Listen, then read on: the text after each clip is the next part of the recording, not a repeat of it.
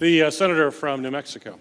Mr. President, I rise today to ask the Senate to send H.R. 2930, the Safeguarding Tribal Objects of Patrimony Act, to the President's desk for his signature.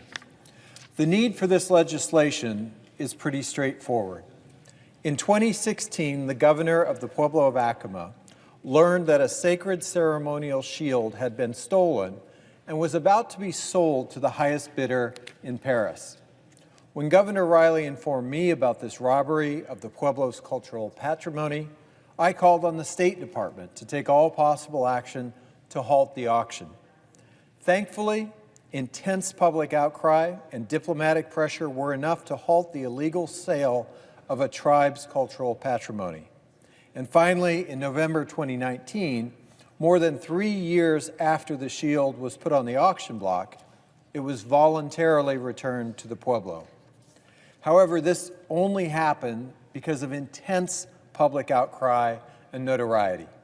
In most cases like this, the item has been sold or simply disappears into a private collection. Under current federal law, it's a crime to sell certain protected Native American cultural objects, things like the Acoma Shield, here in the United States. But there is still no federal law prohibiting the export of stolen cultural items and requiring the cooperation of foreign governments in recovering them. In many cases, tribes in New Mexico and across our nation have been forced to effectively pay a ransom to recover their sacred items, or had to stand by and watch the sale of their priceless religious and cultural items in international markets. The lack of an explicit ban on trafficking these items to foreign countries was actually cited by the French government when they initially declined to stop the auction of the Acoma Shield.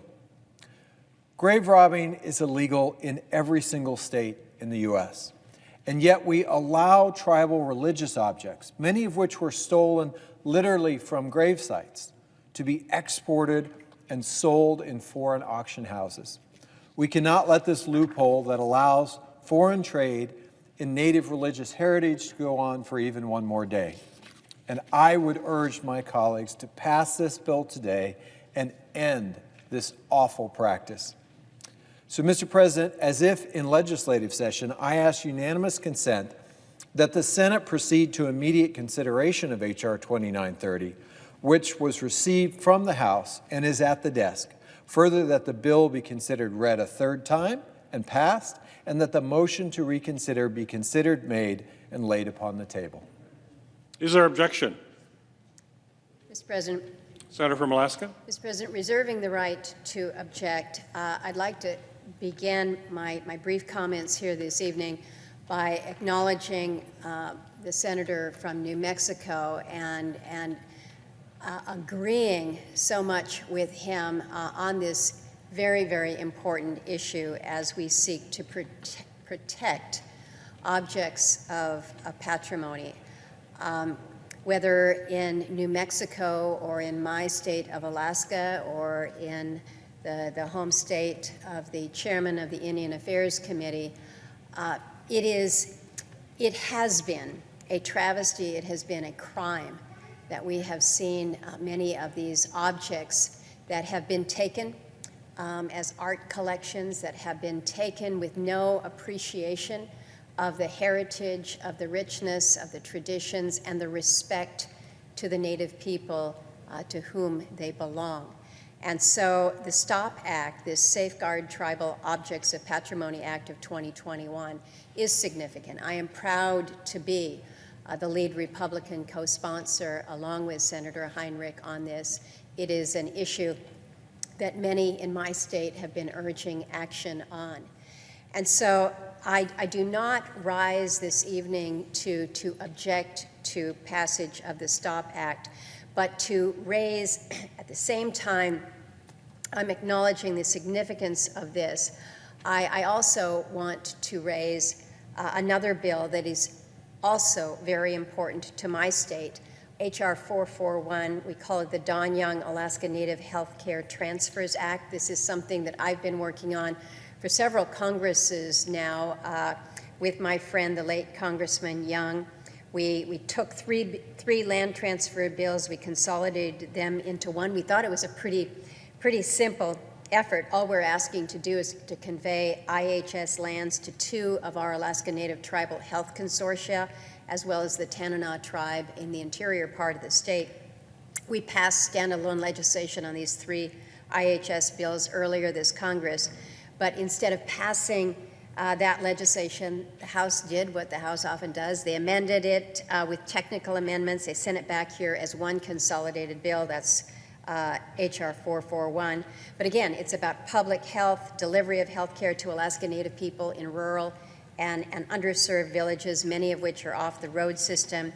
But these simple land transfers would enable construction projects to move forward, to reconstruct, and to construct, in some case, new health care facilities to provide care to Alaska Native people, to also ramp up the delivery of clean, safe drinking water and sanitation facilities in rural villages that are so key to improving public health. I think we all would agree that basic services such as water, sanitation, pretty important. So everything that we can do to help facilitate that. I have pushed the urgent button on these land conveyance issues because time's running out. Construction seasons are very, very limited in Alaska, and so I have been trying to help facilitate that. I have good commitments from my colleagues that are here on the floor this evening to help us move through this process on our side, or certainly on the House side as well, so that we can see final resolution on the Dunn-Young Alaska Native Healthcare Transfers Act, and I look forward to working with them on that. And so having said this, I will not object to unanimous consent to advance the STOP Act this evening. Mr. President, Senator from Hawaii. with your permission, through the chair, and far be it from me to delay the passage of this law, which I know has been worked on by Native people and staffers for many, many years, but just wanted to make my private commitment to the senator from Alaska, the vice chair of the Indian Affairs Committee, public. We are absolutely committed, one way or another, to passing the Dunn-Young lands package, and I wanted to make that clear on the Senate floor. Thank you. Is there objection? Mr. President, through the chair, I just want to take a moment to articulate the same commitment publicly, and we look forward to working with my colleague from Alaska who's been so helpful in putting the STOP Act to a successful resolution. I look forward to working with her to get the Dunn-Young package moved as well. Without objection, so ordered.